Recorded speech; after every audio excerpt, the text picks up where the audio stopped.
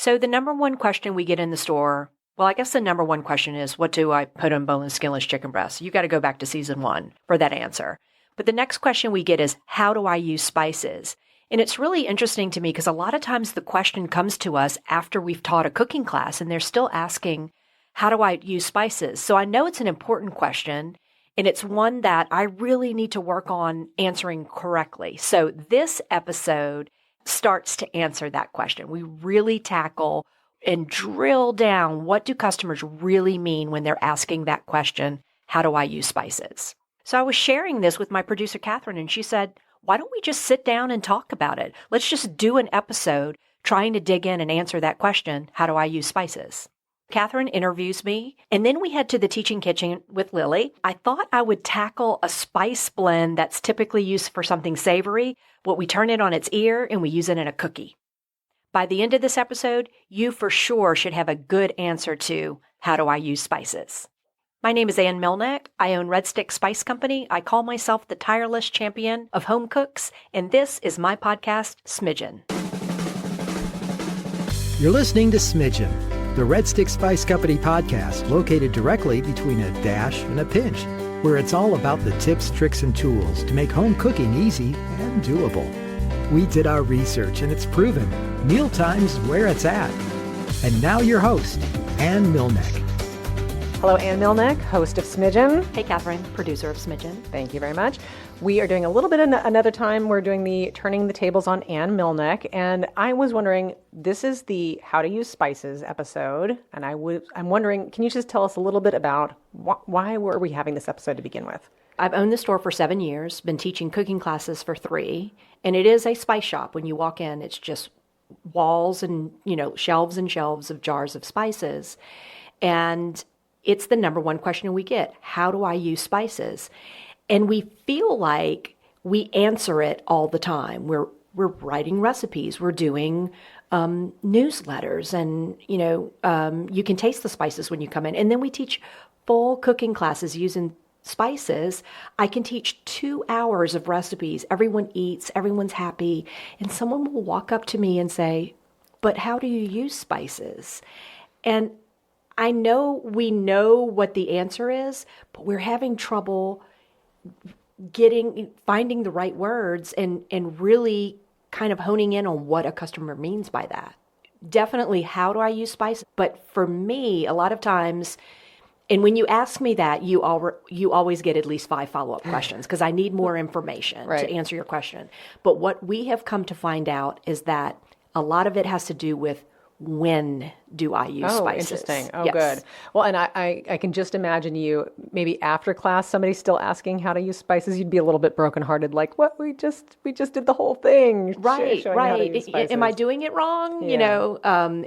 Because again, we feel like with all that content that we offer on our website, through our newsletters, in our social media, that we are speaking to that all the time. But we do recognize that we need to find just the perfect way to articulate that to our customers. So this gives me an idea. Is this really, when somebody asks you, how do I use spices, is this kind of a confidence question? I do think so. I think a couple things have happened.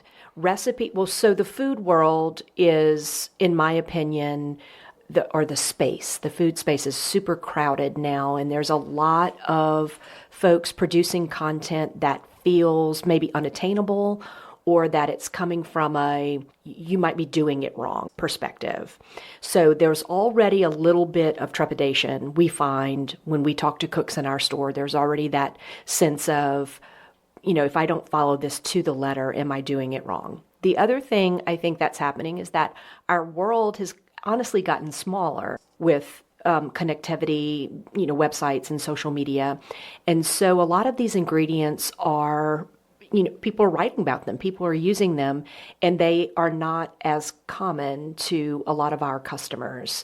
And so they look at these recipes, like maybe a curry that seems really intriguing, but there's this list of 10 plus spices in it, and it feels a little daunting to a lot of our customers. So I think two things are happening there in terms of that trepidation. And we have the motto of Smidgen, the podcast, is if you're cooking at home, you're doing it right. Exactly. So we're totally supportive of that. Exactly. So really, if we're getting to the bottom of the how do I use spices, like you said, there's a little bit of a confidence, there's a little bit of a overwhelm, and I like what you're just saying about the when. Right. So let's kind of get into some of those. And what I've noticed, this is where I really wanted to take you, is that what I've noticed is in the cooking segments that we've been doing, you often have made the comment a couple of different times that your students are often shocked at how much spice is being used. So this is kind of the Goldilocks question, is there could be too little or too much. So what is just right? Does it depend on the spice? Tell us a little bit more about that.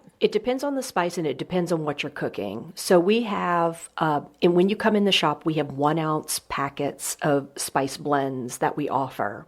And spice blends are simply solutions to those recipes that have 10 plus spices. So Gotcha. that curry that has those 10 plus spices, we have a curry powder, a pre-blended curry powder that will will work in that recipe. And so we had so many questions about how much do I use? When do I use it? We sort of made this blanket rule of 1 ounce does 2 to 3 pounds of protein. So when you look at that ounce of taco seasoning, it looks about like 3 tablespoons.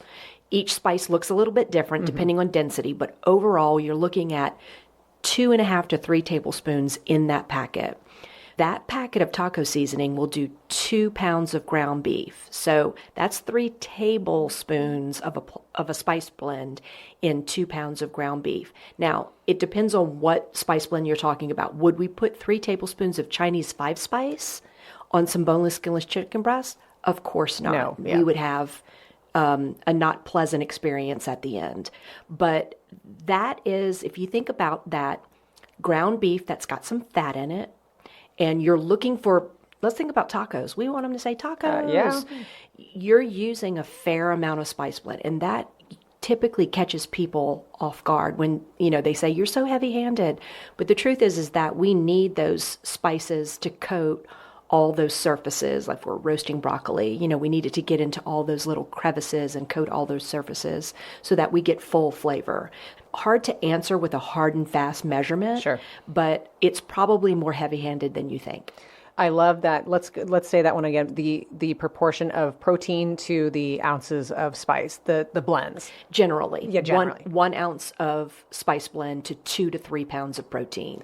So sheet pan chicken, the packet of sheet pan chicken, you're looking at doing a nice size sheet pan of thighs or chicken breasts. So depending on how many you're cooking for, that could be 3 meals. You could stretch that packet over 3 different, if you're only making 2, if you're just cooking for 2, that could stretch out over several meals. I'm obliged to shout out, in season 1, we had a great sheet pan supper episode. So just go back and refer to that and we can go from there. Yes. And I do want to talk just some building blocks here. I love what you were just saying about the spice blends, because you do have tons at Red Stick Spice Company. You do have tons of spices, which is a single item, and then the blends. And I liked what you were just saying about that's to solve for that 10 different items. So tell us a little bit more about these blends. So a spice blend is a combination of spices, depending on what part of the world you're in. You're probably looking, a lot of them having onion and garlic as a base, paprika. Again, it depends on what part of the world you're in.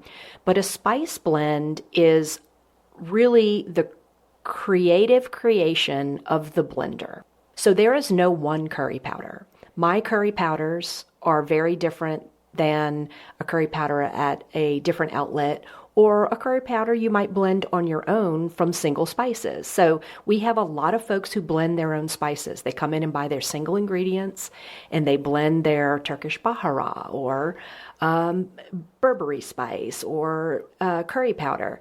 They're blending their own from single ingredients, and that's perfectly fine. And then we have other customers who want to get to that meal a little more conveniently, and they lean on us for those spice blends. So the answer to that is that neither is right or wrong. It's all about what works for you in your cooking. My Cajun Creole blends are going to be very different than, say, ones that are nationally known, or even one that maybe your aunt or grandma or someone blended. Those are all flavors that spoke to that blender based on their creativity. And we're super proud of our spice blends. We feel like we're really good at it.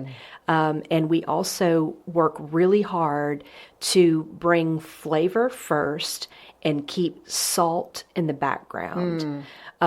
We did a podcast with Rosie Gill with Milk Street cooking classes, and I'm a partner location for Milk Street. And she said something that I knew because I have a culinary brain, but I never said it quite like this. Salt and pepper need to get a divorce. I loved it when she said Salt works at a chemistry level in food to do, we all love the flavor of salt, but salt is actually doing things like tenderizing or balancing other flavors, and pepper is a spice. Salt and pepper to taste, which I can't tell you how many times I've typed that in a recipe. Right. We do it all the time, but really that needs to be separated and taught very, very differently because those are two different things. But when it comes to our spice blends, we do try to make sure we approach salt last.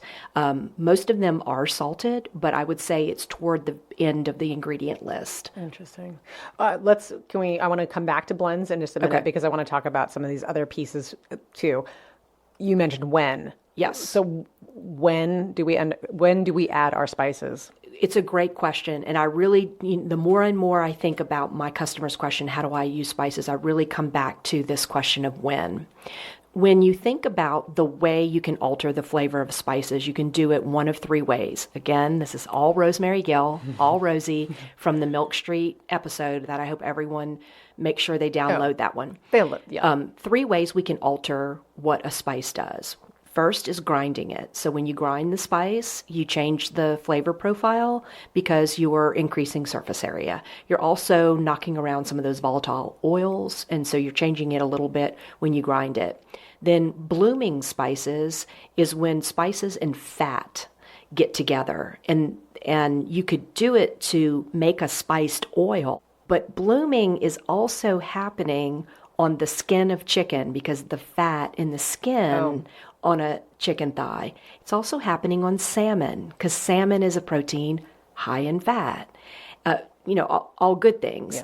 Yeah. So blooming is actually happening there as well. And then there's toasting. Toasting would be, for the most part, whole spices that get toasted either in an oven or a dried pan, and the flavor profile of them just changes. Wow.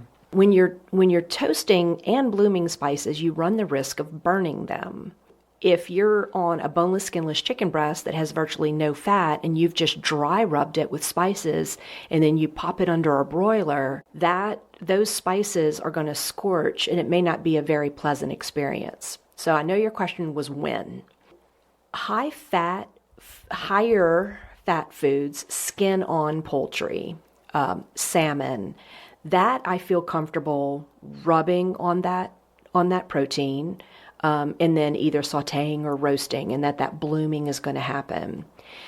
That chicken breast either needs to have a little help along with the spices, or perhaps those spices happen on that chicken via a sauce. Oh, okay.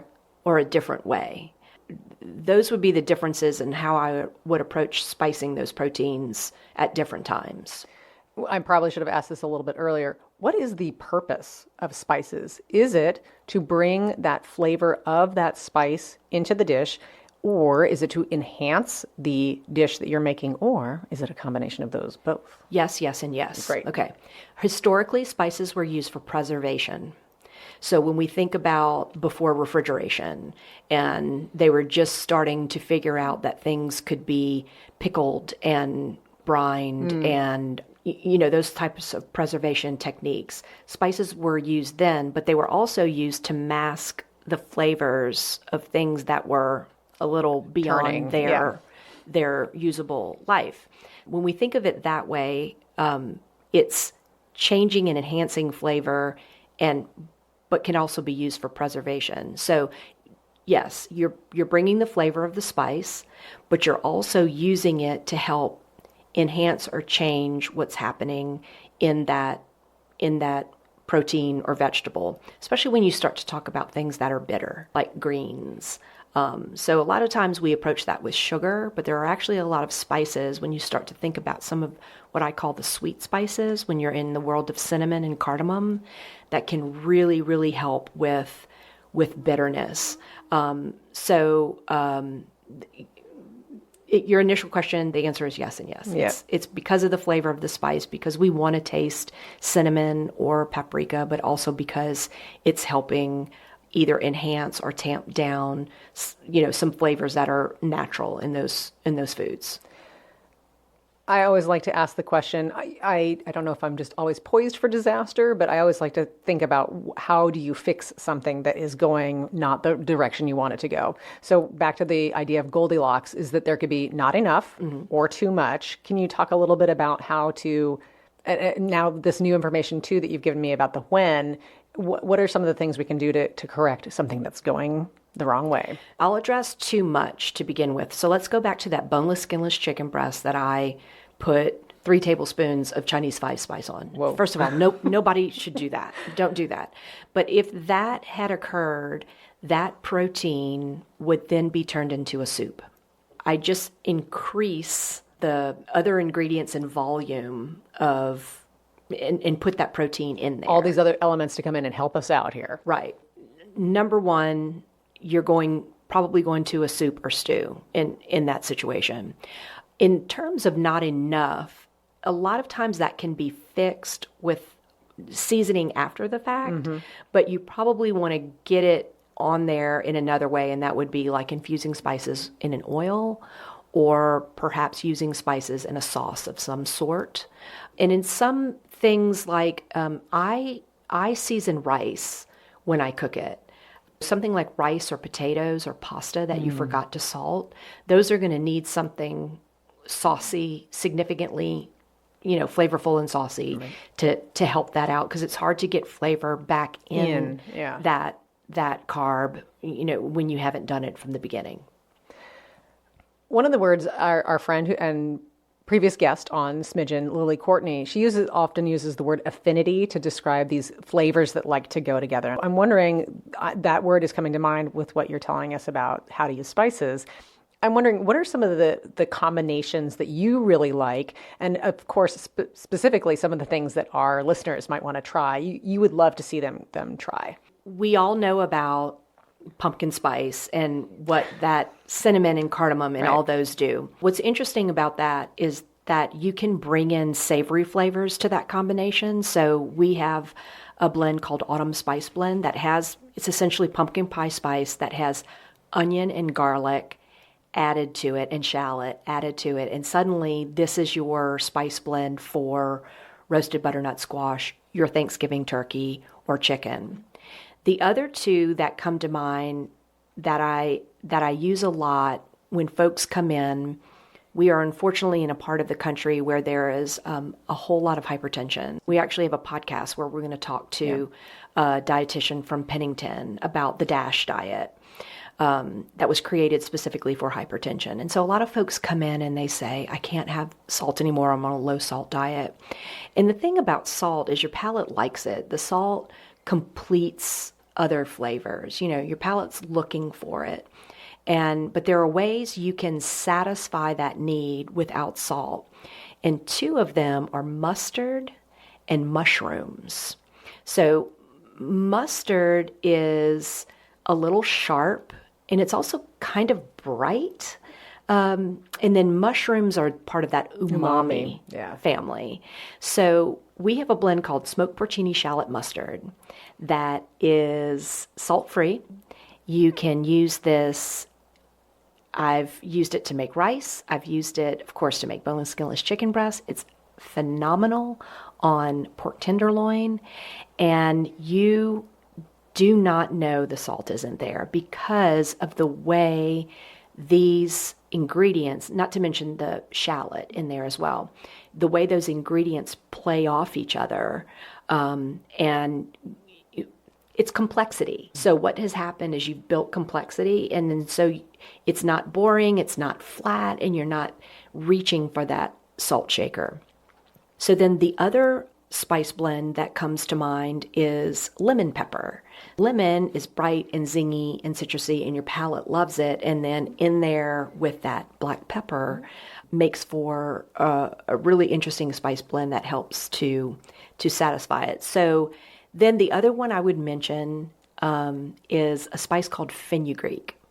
So fenugreek is used in lots of Indian dishes. And so fenugreek comes as a seed or ground, and it smells a lot like butterscotch to me, to the point that when I first started playing with it, I was like, I want to make like a butterscotch cookie with this, right? Yeah. And so I asked Google, and Google said, no one's ever done this before. Well, there's a good reason why no one's done it, because it doesn't belong in desserts. It is a little bitter, and it is definitely a savory spice. So the bitterness of fenugreek plays really, really well with paprika and chilies. So it's what's in a lot of curries, but it's also in Ethiopian chicken rub or berbere.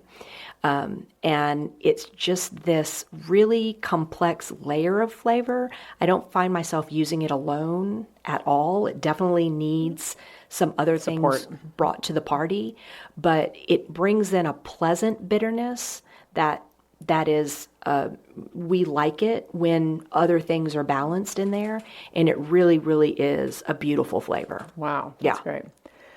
So those are some great ones to think about. And I also appreciate that you brought in ones we've heard about and maybe some that some people have not.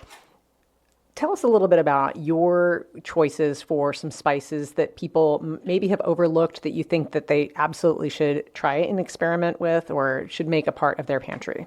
One is coriander. So coriander is the seed of cilantro. And do we have to put in our cilantro warning at this point? Well, boy, it sure is a polarizing herb, right? Yeah. Coriander is very common in taco seasonings and lots of things, Latin flavors. Coriander and cumin are usually alongside each other. Coriander on its own brings like a lemony brightness to things. And I just love what it does in we do a pulled chicken dish that you take guajillo chilies and orange juice and you blitz it all up and make a sauce. And there's 2 full teaspoons of coriander in there. And I was like, what? Like, that's so much. But it adds this nice layer of brightness and almost like a zest to it. And so that's one I think folks, they might have it whole in their cabinet because it's present in like a pickling spice or something like that, but ground, it does really interesting things to Latin dishes, but I've also used a little bit of it in a chicken soup and really, really nice. So then the other thing that I make sure I talk to folks about having in their cabinet is, I like for everyone, especially in this part of the country, to have onion and garlic, granulated onion and garlic. But I encourage folks to also have roasted granulated onion and roasted granulated garlic. Those are products that have been slowly roasted. And when you roast those, if we had onion and garlic and we roasted them, they get darker. Although sugar's caramelized, they get sweeter. And those granulated products are going to bring lots of depth of flavor to the party. I think I have both in my cabinet, but I do find myself turning to the roasted versions a lot more. You might be a little playing favorites with that one a little bit. Yeah. I'm going to say a spice, and then you tell me some thoughts. Okay. Smoked paprika. Yes. You can get sweet smoked paprika or hot smoked paprika. It's all about what heat level you want. Smoked paprika is magic. It will do things for dishes, take things that maybe are getting boring. I cannot make this taco soup not one more time sort of thing. It's going to take things to places that really change up the flavor profile. So a beautiful, beautiful product. And we should take a moment here to just say spiced and spicy are 2 different things. Correct. And that was a big, big lesson I took away when I went to train at Milk Street is I have a lot of folks come in and they make a big, big, broad blanket statement and say, I don't like spicy food. And that they're referring to heat at that point. Correct. But properly spiced food should not be unpleasant or cause your mouth to burn. Or if there is some heat, it is pleasant and it works in the dish. But just to have heat to leave folks with a runny nose and, sweating forehead, those are two completely different things. And I know we've gotten some really great response from our listeners and from our audience when you talk about all these things. People want to try something new. So I was wondering if you could give everybody a challenge for maybe trying a spice blend on their own. Like, I loved what you said. It's a creative expression of somebody. So if you could maybe give some tips about somebody trying their own spice blend at home. To blend their own spice blend? Okay. That's a great thing, because Milk Street, I keep going back to Milk Street here, but I'm so proud to be a partner location of theirs. We actually did an exercise on blending spice blends, and the first thing she said is she put many spices out, but only choose 3. Starting small and forgetting about that recipe that has those 10 spices in it, start with 3 and make sure you're choosing from the different categories that you're in that world of those sweet spices with cinnamon and cardamom, and maybe something herby, and then maybe something with a little bit of heat. But start with 3 spices. And if I had to blend one right now, I kind of always lean cinnamon, but I would probably do a smoked paprika, some garlic, roasted garlic, and a little bit of Mexican oregano. And that would be something that I could use in a pot of chili, or make, say, chicken breast that I pull to put in tortillas or lettuce wraps. But that would be a really simple way of playing around with just 3 spices to see what you can bring to something that's maybe one of those dishes that's getting a little boring. I think at the end here, now you have another resource. This podcast episode, when people say to you, how do I use spices? You've really answered that. Right. All you have to do is download this episode. We are going to be heading off in a few minutes to the kitchen and doing some cooking. Yes. I'm excited for that. Yes. Well, Ann Milneck, host of Smidgen. Catherine, producer of Smidgen. And owner of Red Stick Spice Company. Thank you so much for telling us how to use spices. This was super fun. Thank you.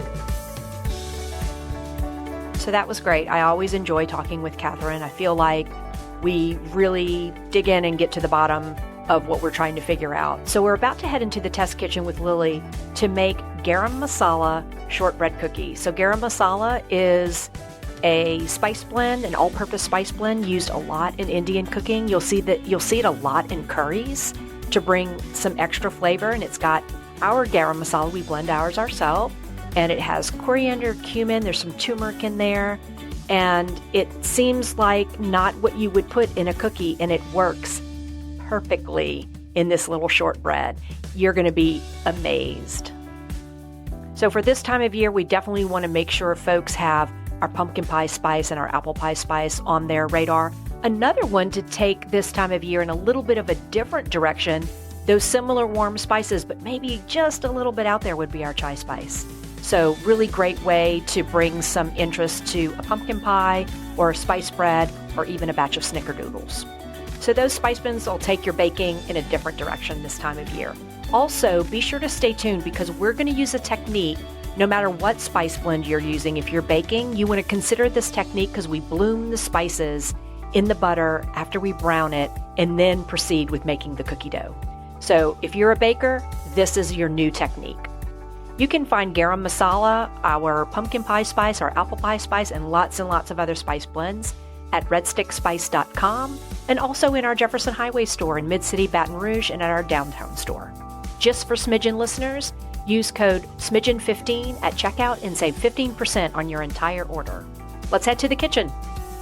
Welcome back, everyone. This is the cooking segment of Smidgen. I'm back in the kitchen with Lily. We're here in the shop at Red Stick Spice Company in Baton Rouge. Shop's open, customers are here, and we're in the test kitchen talking about, answering the question, how do I use spices? The number one question we get at Red Stick Spice. Constantly. So we are making a very traditional molasses cookie. Reminds me of fall, definitely. And we are answering multiple questions with this recipe. how to use spices, when to use spices, and how much do I use. I think this is a great example. So we do need to get started, though. Okay. The first thing we've done, so a cookie traditionally has a solid fat. Right. Butter, back in the day, it was shortening. Some people still love shortening in a cookie. But a solid fat. But we wanted to bloom our spices. Spice transformation happens in just a couple of ways, either grinding, toasting, or blooming. And when we bloom spices, it's all about fat. So we wanted to bloom the spices in the fat, which required that we melt the fat, but then we needed it in its solid form to make the cookie. So we did a little bit of pre-work for you guys. So not only are we going to bloom the spices in the liquid butter, we've taken the butter even a step further. So made it super delicious. What do we do there? We browned our butter. So what we did is we browned our milk solids in the butter. So that is absolutely gorgeous. Yeah, That's one of the most perfect batches of brown butter that I've ever seen. It's perfectly the color of caramel. Yes. And then you see the little bits of darker brown on the bottom. Those are the milk solids that have separated and browned, and that is magic right there. So in that hot butter, we're going to bloom our spices. Great. So molasses cookie, what spice do you want? I want cinnamon, for sure. Okay. And then I want, what else? Cloves? Probably. Nutmeg? Probably. Yep. So we're going to go a completely different direction. So this is a great example of, it would be great with cinnamon and some cloves, without a doubt. But we're going to use something that's traditionally used in a savory application. We're going to use garam masala. Oh, okay. All right. So let's get that going. You've got a teaspoon and a half of garam masala and a half a teaspoon of cinnamon going into that brown butter, and we're going to let it bloom in that hot fat. And this is where the how much do I use and when do I use spices comes into play. So blooming these spices in this hot fat is going to make the spices just seem bigger. They're going to talk to you a little bit louder in that cookie. And a cookie is already, well, any baked good is already a difficult vehicle to deliver flavor. A 350-degree oven is not kind to you when you're trying to bring flavor forward. So a lot of times I see recipes for a cookie with a half a teaspoon of cinnamon, and I almost always quadruple that. So we're a full teaspoon of spice in a cookie recipe that's not huge. It's one stick of butter. One stick of butter. And this is also about when to use them. So again, we're blooming in the fat. So this is the when and how much being answered right here. So we cannot use this hot bloomed butter in this cookie right now. No, we have to make it cold again. Right. So we re-solidify it. So you throw that in your fridge. You do this the day before. You throw this in your fridge. And then we do have that solidified browned butter with bloomed spices in here. Now I want to back up and talk about garam masala. Garam masala is an all-purpose spice blend used mostly in Indian cuisine. So you'll see a lot of curry recipes that call for a curry powder, and a curry powder is simply a blend. There are no right or wrong curry powders, and there are no right or wrong garam masalas. They're all going to be a little bit different depending on who blended it. This is like artistic expression.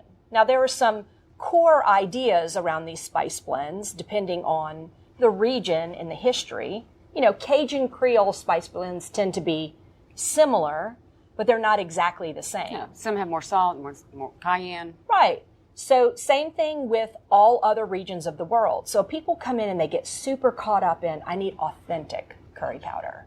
And my curry powder is authentic. It's just as authentic as someone who blended it in India. It's all about what region are we in? What flavor profile do we want? So garam masala is a blend that we blend here in the store. And it is used in mostly savory Indian cooking. You'll see a curry come together with a curry powder, and then toward the end, they'll say season with the garam masala. It's kind of like that finishing pop at the end, but they're essentially just two different all-purpose spice blends. So we are putting into this cookie garam masala, and garam masala is blended with cumin, coriander, turmeric, things that you don't normally see in a cookie. But it works here, and it works really, really well. Okay, so that we're going to use that later in another batch of cookies, but now we've got to get this cookie started. So help me out here. I've got my butter in my KitchenAid, and I'm going to get it moving. And we need to, almost every cookie recipe starts with the same set of instructions. Cream together the butter and sugar. Fun fact, butter and sugar are both liquid ingredients because when heat is applied, they melt. Right. So because I always kind of think about what else is liquid, a lot of times I bring my extracts in right now. Oh, and still at the end. At the end, I don't know that it makes a big difference, but it's just like how my brain works. The other thing I do right now is the salt. I find the salt gets dispersed better. It starts to melt just a little bit. It gets some mechanical motion applied to it. I just find it disperses better. Okay. And so we're going to go in with our sugar. If you would get my sugar and salt in. So you're also building the structure of your cookie by creaming. Yes. So let's go back and talk about why we blend those spices and essential oils. Oh, so when those spices, most of the spices, when you have spices that are fat soluble, they really react to fat, and those volatile oils are released and the compounds change. So they get tastier, they get bigger. You're essentially cooking them, but you're not scorching them. Now, there is some Maillard reaction happening there, just simply because in all plant materials on Earth, there's a sugar content. So it's caramelizing. Low, so you're caramelizing, basically. Yeah, so you're caramelizing. So you're getting roasty, toasty, and again, just bigger and more forward. Okay, so I'm going to scrape down the sides of this guy. And you guys, this smells, I know I say this all the time, this smells like magic. Like, that is gorgeous. So what I'm getting is butterscotchy caramel. You getting that? Yeah, so wait till you add this. Oh, and our molasses. Yeah, that's going to be so good in there. There's another liquid ingredient, so in part of our sugar content. So molasses goes in. Here in South Louisiana, we are blessed with sugarcane plantations. Would you sub in our version of cane syrup? Sure. We have dank, dark cane syrup Absolutely. here. Okay. So, and essentially, I think it is probably molasses, but definitely that common brand of cane syrup you probably have in your cabinet in South Louisiana, that would work here? Yeah, okay. That'll do it. Oh, now everything just changed. It's like, what? That's amazing. Okay, so I'm no baking expert, but I'm going to say our egg goes in next, and then our dry ingredients. Keep that in. And no extract in this cookie. And our leavener, as usual with cookies, is baking soda. And it's 2 teaspoons. And it's a good bit. So baking soda gives you crunch and browning, whereas baking powder is all about lift. So you see baking powder in cakes and baking soda in cookies. You want cookies to be a little flatter and crunchier. And then we just did a banana bread this week, and it called for both, so that you got some lift. We wanted to lift, and we wanted those edges to be brown and crispy. Ready? Would you like me to lower I would say it'd be so nice if you had lowered that for me. So this is the live on the edge soda like me. and flour. So this is our soda and flour mixed up, ready to go. Kind of. And this, it's just a super quick, tiny batch of cookies, but it makes a good amount. It makes like 24 Yes. at least. This 1-inch ball is about. All right, we're going to get that incorporated. And then...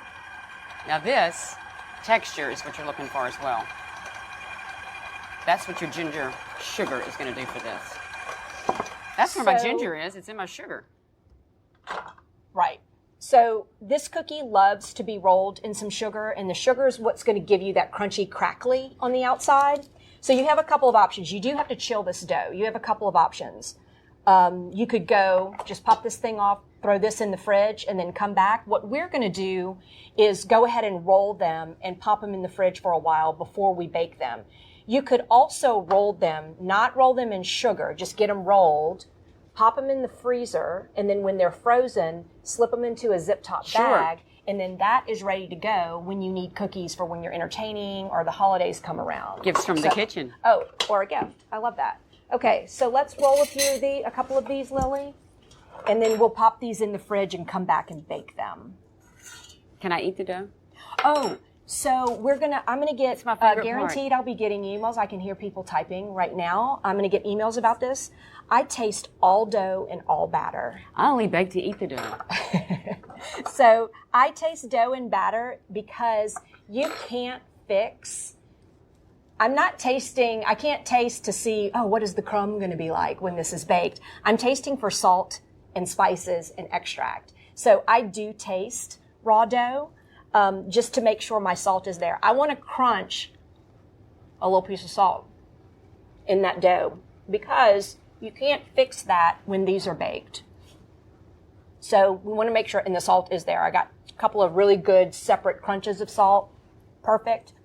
Cookies without salt, ma'am. Not a good day.